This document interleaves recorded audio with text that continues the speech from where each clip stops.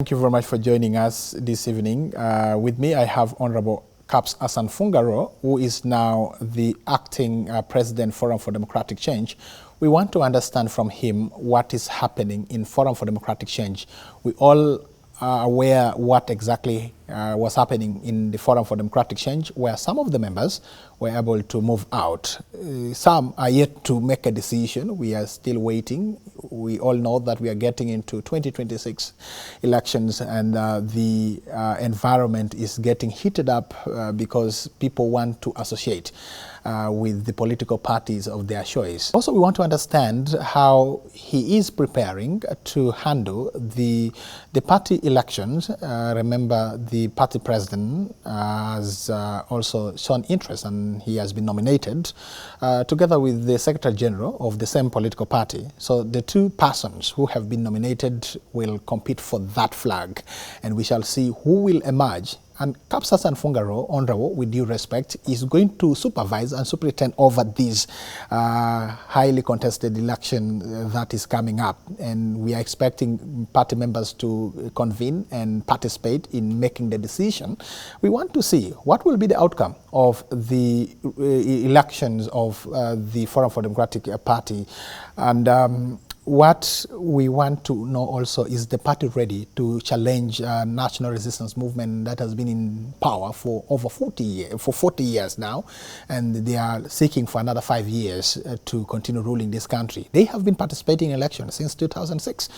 Will they be able to challenge the forum? Will they be able to challenge the national resistance movement? We also want to know from him as an individual whether he still has the interest of going back to Obongi, because he is a person who worked very hard to see that Obongi becomes a district.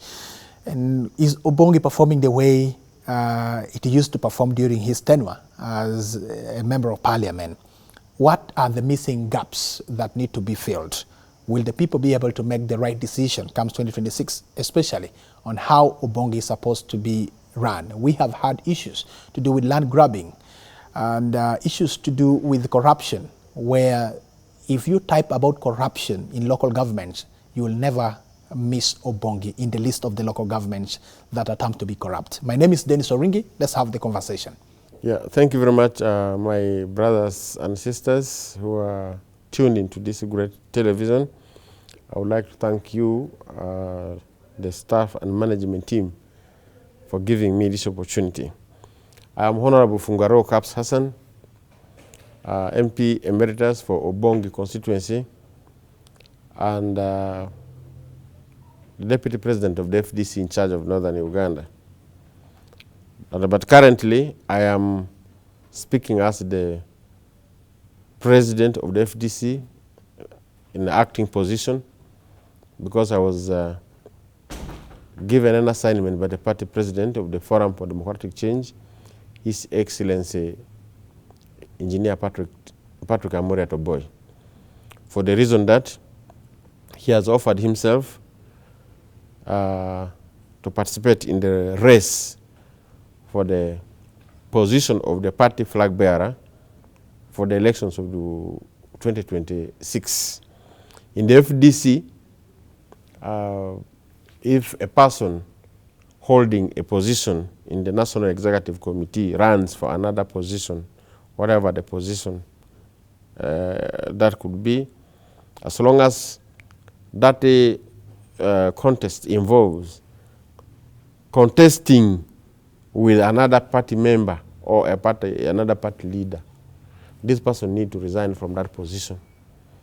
The moral of this principle is that the one who is holding an office in the FDC should not derive some advantages from that office, which he or she will use to his advantage in the campaign and to the detriment of his competitor or opponent. FDC preaches and practices its principles. We preach what we practice. We don't say one thing and do another one.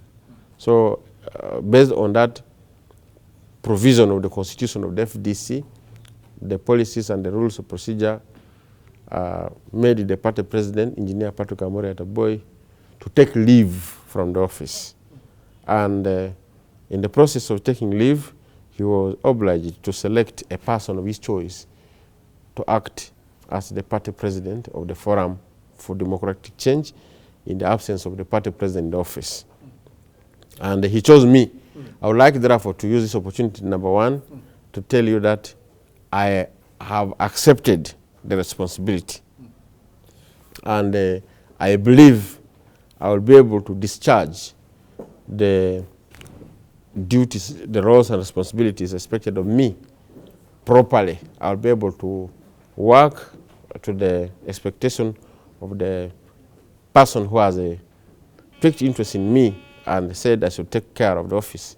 He believed in my competence, my dedication, and my ability to deliver. And therefore, I would like to assure you, members and leaders of the FDC and the people who support us, our supporters, and generally the country, that in Fungaroo Kaps Hassan, the office of the party president is in safe hands, and I will be able to do what is expected of me in this period of time that I'm in office. But do you think that there is going to be conflict of interest because the person who has chosen you to take care of the office for the meantime is also running for the same position as the flag bearer, and you have a team of electoral commission of the party that is going to undertake, and you're going to supervise this. Don't you think that you would be able to, to influence the decision of the electoral commission, looking at your post also in the race? First of all, I am not in his campaign team. I'm not in the campaign team of His Excellency Engineer Patrick Amore Ataboy. The other person who has been nominated so far is Honorable Nandala Mafabi. Maybe how many are there? The Secretary General. The people who are nominated successfully were 2. Okay. But those who had expressed interest were like 4 or 5. One stepped down voluntarily, but one did not pass the test to be nominated, because to get nominated, there are requirements. There are requirements that need to be fulfilled by the person who has expressed interest. Number one, there are general requirements which are provided for in the laws of Uganda, in the Constitution of the Republic of Uganda. If you want to be nominated as a flag bearer in a race, the primary elections of the FDC, first of all, you must be fit to be the president of Uganda, as per the Constitution of the Republic of Uganda. First of all, in the Constitution of the Republic of Uganda, a person who is to be the president of Uganda must be a citizen of Uganda, must have a valid national ID, must have minimum academic qualifications for a member of parliament. Because if you're a member of parliament, you are allowed to become a president, which means basically A level. And then again, you must be of sound mind. Those are from the Constitution. The Constitution of the FDC also has the same, all this, except it adds that you must have a valid party membership card. You must have a valid party membership card, and then you must have served also. From the now practice, there are certain things, not everything is written in the law. There are also things which come as a result of organizational culture, the way of doing business in a particular organization. Over the years, FDC has learned and developed some ways of doing its business, its work. Yes, offices are all contested for, but also the person must have a good character, must be a proven and tested leader. Then you must also pay the required nomination fee. And then you attach the pay slip, the bank slip, to the documents that you filled, so that all your academic documents, your CV, then the form you have filled, including the receipt, is used for payment of the required nomination fee to the bank, the account which is provided by the party. You bring a set of documents like this. So one of the candidates, the prospective candidates, did not pass the test. Because when he arrived there, according to the statement issued by the Electoral Commission, the documents were not fully compiled. They were not full. Some were missing. Most likely, the receipt for payment of the due nomination fee was not there. So he was given time to go, bring that receipt, and then come and get completed, to complete the process of the nomination. Unfortunately, by the time limit given, which was 5 p.m., elapsed, he hadn't arrived back. So he was cut off by time and he did not nominate. So 2 people were nominated successfully, Engineer Patrick Amoria Toboy, the party president, and the Secretary General, Ndala Mafabi, were nominated. So these are the 2 people. Now, for me, one of the respect from the manifestos of different political parties, we are no longer going to the direction of rule of law. Rule of law. You cannot base Uganda on the rule of law. We want Uganda to be based on the rule of ethics. Law is wrong to base on it because the current government is capable of making a bad law. For example, if Parliament is the one, as it is, to make laws. Now, look at the composition of Parliament, NRM being the majority. Look at the composition and the tendencies of even members of Parliament in their majorityness, where they don't want even to question the excesses of President Museveni. Museveni is worshipped as a demigod in the NRM there. If there is something serious, instead of the Parliament providing the checks and balances necessary for a legislative body to check on the executive, they are called to go to Chankwanzi. And then they come back with a yes. Then they make a law. Then Museveni just signed. And the law is made. Now, look, as an example, the UPDF has been turned into like a mercenary force instead of being a national army to defend Uganda. The UPDF has been deployed to South Sudan controversially. Members of Parliament were called to Chankwanzi. To Chankwanzi, they came back and said, we have allowed. The UPDF should go. What have we allowed? They did not scrutinize the terms and conditions under which the UPDF was deployed in South Sudan. What were they going to do? What was the mission? And how were they going to be sustained there? In terms of budget, where were the resources going to come from? You see, these things needed to be put down. And what about the safety and security of the members of the UPDF who are in South Sudan? Those who are injured, those who get killed, will they be compensated? We needed a proper and comprehensive agreement, memorandum of understanding, if any, to be signed, and the troops should be protected properly. Like what happened when people went to Somalia, there was an agreement signed between Uganda and AMISOM, where it was stated clearly, and in Parliament it was even stated clearly, that the cost of the operations of the UPDF in Somalia were not going to rest on Uganda. AU was going to pay for it. Secondly, every soldier going there was going to be paid a certain amount of money. It was $1,028 per month, out of which, unfortunately, the government deducted $200, which we queried. I was Shadow Minister of Defense and Security that time. I went to Somalia to visit the UPDF there. We talked about why the deduction. And then again, every soldier who was injured or killed in action would be compensated for, would be treated. And all these things were written down and signed properly. Now, in this particular case of the UPDF going to South Sudan, there's nothing like that. Soldiers will get killed there, unaccounted for, uncompensated. When they come home, they will suffer from disability, limbs will be chopped, and they will be just abandoned in the villages there without any proper care. And this is a mistake of Parliament. They just went and rubber-stamped a wish from the president that, you people, I want these troops to go to my neighbor to help my friend, my brother in the next government, in the next country, South Sudan. But they did not scrutinize, they did not put conditions. You see. Now, this is also another room for corruption. You will get money coming from Uganda and money coming from South Sudan for the same operation at the same time. Now, how will the people of South Sudan account for the money which should have been used maybe to operationalize this operation, to sustain this operation? How will Uganda account for this? It's going to be double financing. accountability, transparency will be compromised. So this one is a problem where Parliament is to blame, because members of Parliament did not act independently. Now, this is where I say, don't, you Ugandans, in the present circumstances, don't put yourself on the rule of law. Law can be made.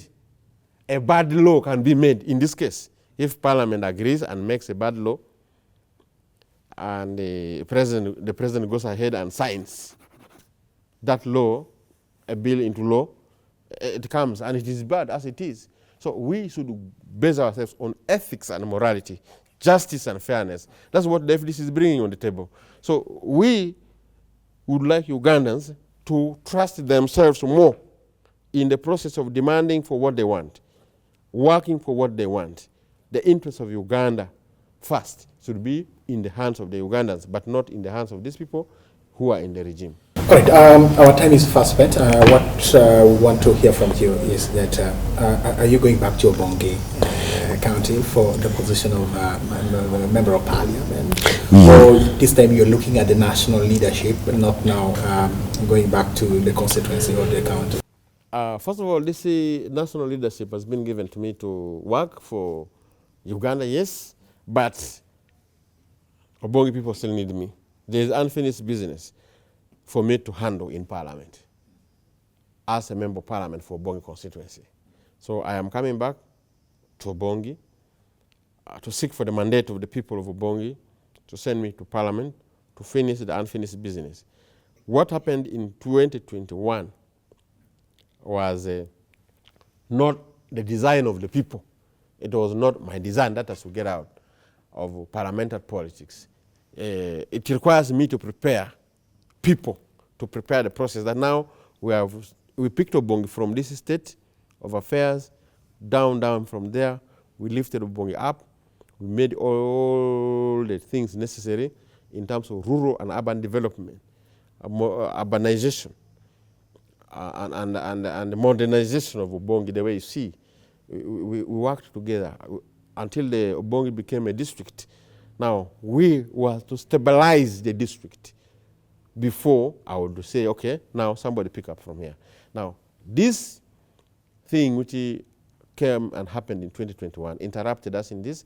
Obongi as of today is left as a leaderless place in terms of organization, mobilization, advocacy, and lobbying. The district leadership of Obongi has left a very big, there's a big vacuum there. Especially the parliamentary, yes, they are leaders, but they're not performing the things expected of them. Obongi has been taken over by corruption. And that corruption has just been allowed to grow exponentially as a result of poor supervision, lack of intervention from the leaders at the parliamentary level. And that's why corruption has taken over Obongi there. Now, issues of land grabbing have blown up. The whole of Obongi almost is getting sold up. The land of the people of Obongi is a customarily owned land managed according to the customary land tenure system. In the customary land tenure system, nobody is supposed to sell land. Land belongs to the community, the clan, the family, the tribe. But now you find land fraudsters have gone there and they have sold. Recently I attended a meeting in Gimara sub-county where we had people, these cattle keepers, that have come there.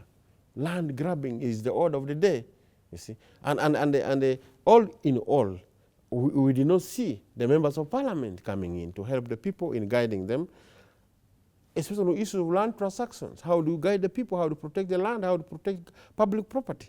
Even property of the government of Obongi district, local government. Obongi managed to acquire tractors. But these have been run down within a very short time. So poor protection of public property is one of the things. And some of the things which Obongi wanted to be done in terms of development have not been done. So I will come, work with the people, seek for their mandate, and if given the mandate, we want to reorganize Obongi, re-energize Obongi, and redirect the energy of the people of Obongi constituency to what they want, so that we can bring back Obongi to the path of development, which I was able to lay with the people and to work with all people of Uganda, regardless of political parties. You saw when I was member of parliament, we used to work with all people of Uganda. After election, work was beyond parties. We could invite people for Bongi Day, organize Bongi Day, invite ministers, invite senior government officials. The voice of Obongi was heard in all the departments of government. And that's how we were able to get the little we managed to get. But today the voice of Obongi has gone down. I am coming to bring it up.